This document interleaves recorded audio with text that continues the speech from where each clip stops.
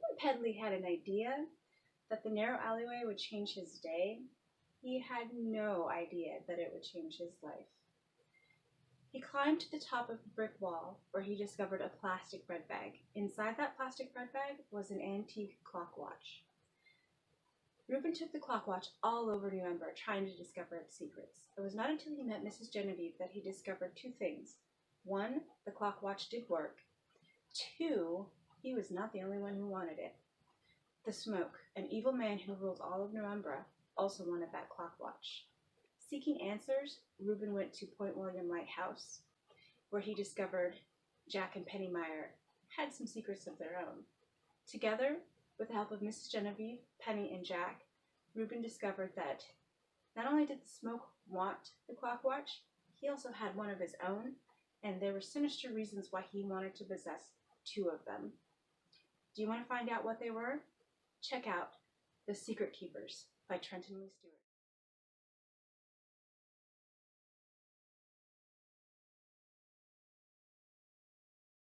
Have you ever been attacked by a toilet brush? Yeah, me either. Ivy and Zeb Sparrow have, though, and it was just as surprising to them as it may have been to you. You see, there's a whole world that exists where ordinary objects forget that they're ordinary. It's called Luddenor, and it's just under London. The only thing is, only uncommoners know how to get there. Ivy and Zeb would have never found out how to get there if it weren't for the accident Grandma Sylvie had. On the way to the hospital in the ambulance, the paramedics decide to cut off her bracelet. The bracelet she's been wearing since 1969, the date of her last accident. And that's when all the strange things start to happen. Left to fend for themselves and take care of themselves because their parents are out of town and Grandma Sylvie's now in the hospital, Ivy and Zeb go home to find that their entire house has been ransacked. And the only evidence left behind as to who did it is a crooked sixpence. Ivy and Zeb end up following some strangers into Luddenor, where they discover lots of secrets. The most surprising secret of all, there's one uncommon object that everyone wants, but no one knows what it is. Do you want to find out what that object is, what it does, and who actually wants it, and for what purpose? Then read The Crooked Sixpence by Jennifer Bell.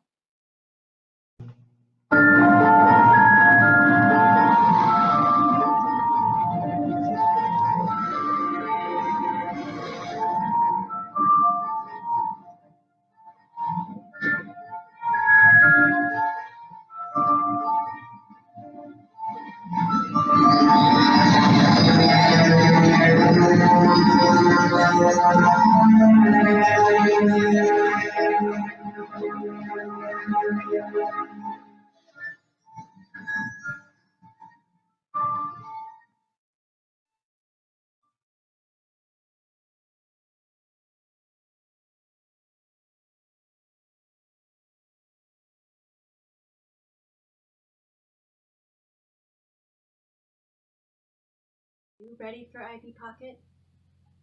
What do you mean you don't know who Ivy Pocket is? She's only the best maid in the world. As she herself will attest, she has all the instincts of a secret agent. And a sedated cow? I mean, who else would be chosen to deliver a diamond necklace to an odious girl on her 12th birthday by a duchess, no less? Yes, dears, Ivy Pocket. With the promise of 500 pounds, Ivy decides to embark on an adventure of a lifetime. It's filled with murder, ghosts, powerful necklaces, intrigue, and of course, cake. Ivy Pocket's quite the connoisseur of cake.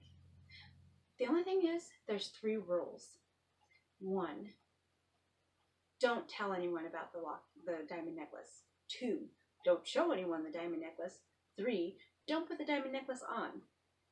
But, of course, rules are for people who are less fantastic than Ivy Pocket. So she kind of breaks them as soon as she gets on the boat. But, that's beside the point. And there's sort of people who want to kill Ivy Pocket, but, that's beside the point too. Do you want to find out if Ivy Pocket can get out of the tangled web she's woven for herself? Then read Anyone But Ivy Pocket by Caleb Crisp. Are you ready for Ivy Pocket?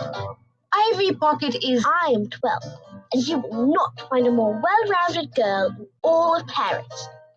I have all the instincts of a secret agent, a startled rabbit, five-star general, a Buddhist monk, a sedated cow. Frankly, I don't see how you've lived without me until now. Are you ready for Ivy Pocket? Because Ivy Pocket is ready for you.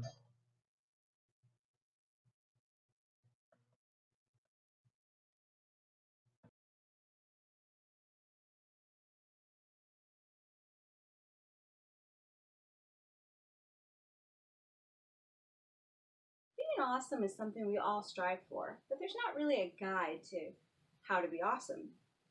Or is there? Robbie Novak's Kid President's Guide to Being Awesome is one such nonfiction book. Inside the book, he'll give you a list of 100 things that you can do to increase your awesomeness or to bring it back into your life. For example, number 1, put down your cell phone. How can you focus on the awesomeness in front of you if you're always on your cell phone? He says, treat everyone like it's your birthday.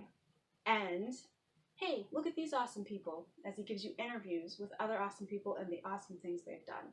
This is a fun, humorous, awesome book that will help you bring back the awesome or bring your awesomeness rating to a new level. As Robbie says, everyone has bad days, but awesomeness is always out there if you look for it. And fart noises. Want to find out more on how to increase your own awesomeness level? Check out Robbie Novak's Kid President's Guide to Being Awesome at your local library today.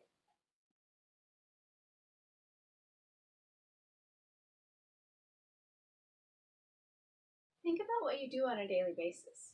How much of it is dependent on your ears? Probably more than you think. Now imagine one day you wake up and you can no longer hear. This is what happened to Cece Bell when she was only 4 years old. After contracting and recovering from meningitis, Cece discovered she could no longer hear. The world became confusing and a scary place. But one day she gets her phonic ear, and suddenly it starts to make more sense. And it's louder than ever. So loud, in fact, she can hear the teachers no matter where they are in the building, even in the bathroom.